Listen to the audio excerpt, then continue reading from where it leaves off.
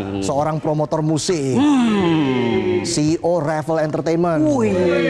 Siapa lagi kalau bukan Ravel Junardi. Sehat ya? Oh Ravel, apa kabar? Sehat. Selamat datang di Midnight Live. Kita langsung ngobrol aja nih kok ya. Terima kasih. Silakan duduk, kita berikan tepuk tangan sekali lagi. Ini kita Emmanuel tunggu nih. Ravelius Donald Junardi. Betul. Betul. Tahu dari mana nama lengkap saya? Wikipedia biasa. Kita kan googling dulu biasanya. Jarang-jarang ada yang tahu nama lengkap. Wes, emang jago Wikipedia ya. Jadi, kok Ravel Entertainment ini udah berapa tahun berdiri? Saya tuh lupa sebenarnya udah berapa tahun. 2009 ya, 2008. 2009 Sekitar 2008. 16 tahun ya? Ya kurang lebih. 16 tahun itu gimana rasa jadi promotor musik di Indonesia? Ya gitu. Ini. Ya gini. Ya gitunya gimana? Cukup lah, cukup menyenangkan kok jadi promotor musik di Indonesia tuh. Banyak hal yang yang ada sukanya, ada dukanya gitu, cukup menyenangkan lah. Iya. Banyak sukanya apa dukanya? Kadang-kadang suka, kadang-kadang duka lah. 50-50. 50-50 ya. Jadi, tapi awalnya ingin menjadi promotor musik di Indonesia, itu kenapa? Sengaja kecemplung aja sebenarnya. Dulu saya punya saya suka jualan alat musik lah dulu. Oke. Banyak yang minjem ampli gitar gitu. Saya suka koleksi juga. Tiba-tiba banyak yang minjem, ada artis mau minjem gitu. Dari situ saya belajar, saya suka, saya buat. Berapa tahun tuh proses pembelajarannya? Ingat nggak? Cepet kok, cuman beberapa bulan. Oh ya? Iya, beberapa bulan doang, cepet. Makanya di rumah jangan jual-jualin gitar ya. Disewain.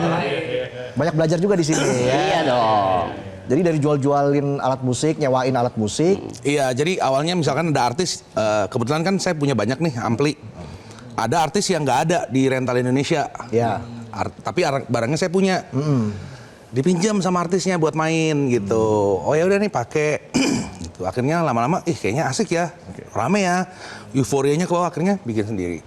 Oke. Tantangannya seperti apa tuh membangun Ravel Entertainment? Industri promotor musik ini nih. Tantangannya tuh sebenarnya zaman itu kan belum seperti sekarang. Jadi waktu itu tuh banyak banget hal-hal kayak dari sisi produksi yang kita mesti mikirin bener-bener barang-barang cari di mana ya ini. Ada yang minta aneh-aneh gitu. Misal dari sisi produksi lah, lampu, terus audio gitu-gitu dulu belum ada di Indonesia, belum lengkap. Jadi itulah tantangan awal-awalnya. Lama-lama Indonesia berkembang, udah makin bagus ya semuanya udah lengkap sekarang. Jadi harus satset dulu ya? Iya. Harus gesit?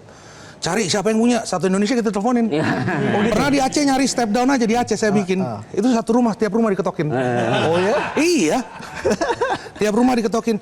Pak punya step down stabilizer gak? Karena kan kalau dari Amerika kan 110, Indonesia 220 kan. Berarti perlu step down. Ngetokin satu rumah tuh tim saya. Baru juga jadi promotor ya? Iya. Ngetokin pintu deh. Pintu. Jadi tantangannya memang bermacam-macam ini. Macam-macam.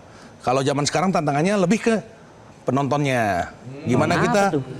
Gimana kita bikin puas penonton-penonton kita itu.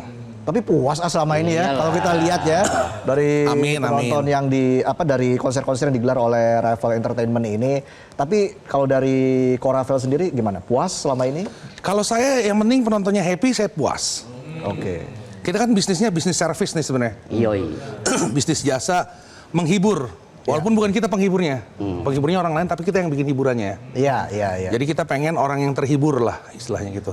Oke. Sekali lagi congrats Muse dan Foo Fighters. Terima kasih. Ini Hadir yang di kita Indonesia. tunggu-tunggu nih, terutama saya, Muse banget saya nih. Muse banget. Sebutkan satu judul lagu Muse. Starlight.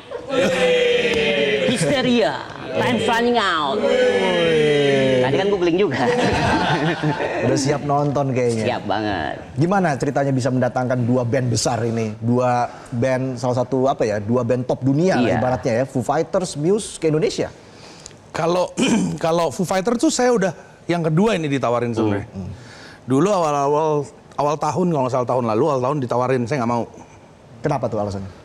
Kayaknya dari sisi market mungkin lah masih belum pas lah, dari sisi harga juga masih belum pas.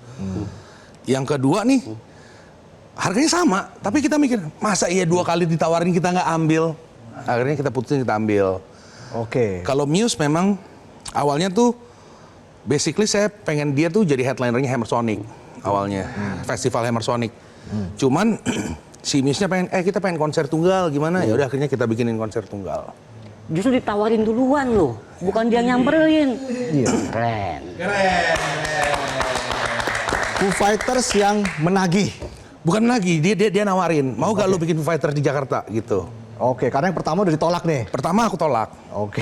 Gitu. Pertama aku tolak, aku rasa waktu itu lagi sibuk banget kan, ada konser-konser lain, tanggalnya berdekatan, jadi kita tolak lah. Yang kedua, kayaknya nggak mungkin ditolak lagi. Kapan lagi si Dave Grohl ke Indonesia kan? Berarti memang Foo Fighters-nya pengen tampil di Indonesia kan? Pengen. Apa alasan Foo Fighters ingin tampil di Indonesia? Karena mungkin udah dari tahun 96 nggak pernah ke Indonesia. Ke Singapura udah berkali-kali dia. Bahkan ini nanti dia ke Singapura lagi. Main di F1. F1 ya. Iya, sesudah kita tapi. Kita dulu baru dia main di F1. Oke, jadi memang lebih mudah pendekatannya ya. Mudah. Tidak ada tantangan berarti misalnya harus menyiapkan apa dan sebagainya. Foo Fighters-nya yang langsung mengontak Ravel Entertainment. Iya. Apa perlu saya telepon Dave Grohl? Iya. Bagi nomornya dong. Saya mau Boleh WhatsApp. bagi nomornya Dave Grohl. Bisa. Saya mau minjem duit, soalnya mau minjem duit. Saya mau minjem duit buat nonton Foo Fighter. Ngapain ya? Gitu ya. Tapi udah artinya Jadi 2 kali kita ditawarin, maksud saya, wah ini yang kedua nggak boleh lolos nih. Yang kedua jangan sampai lolos. Jadinya kita ini pas lagi kosong juga, nggak bikin apa-apa bulan Oktober, gitu. jadi kok Ravel masuk grupnya Foo Fighter tuh, grup WA masuk. Masuk. Ada chatnya Dave Grohl, dia bilang, weh kapan kita diundang ke Indonesia? Oh, Dave Grohl dong wawancara Zoom tar sini. Ya enggak? Kalau dia mau kita bawa ke sini. Oke ya. Kalau dia mau. Penonton mana? Kalau dia mau ya Dave Grohl-nya ya.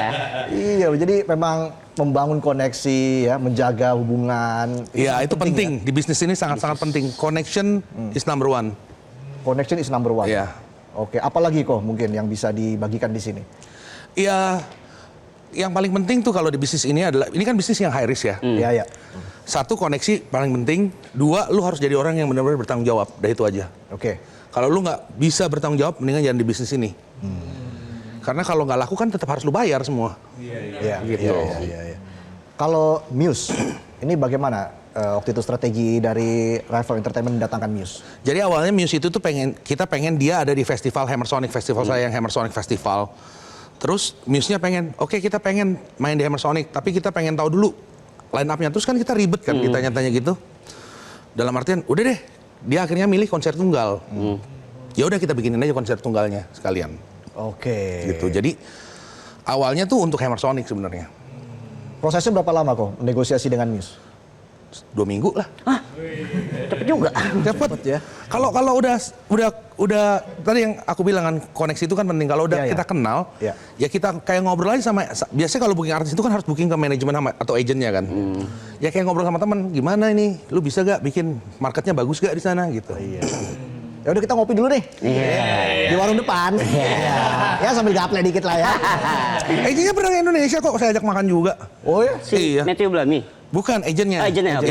Yang jualan artisnya lah. Manajernya lah istilahnya. Oke. Ke Indonesia kita ajak makan. Berarti udah Bestie banget. bestie banget ya. Kok Muse kan kalau penampilan soundnya keren, Iya. lightingnya keren, itu ribet nggak sih nyiapinnya? Tapi jangan dijawab dulu kok. Kita harus jeda dulu ya. Oke. Oke, nanti kita akan bahas lagi soal Ravel Entertainment. Tetaplah di Midnight Live. Jelajahi cara baru mendapatkan informasi. Download Metro TV Extend sekarang.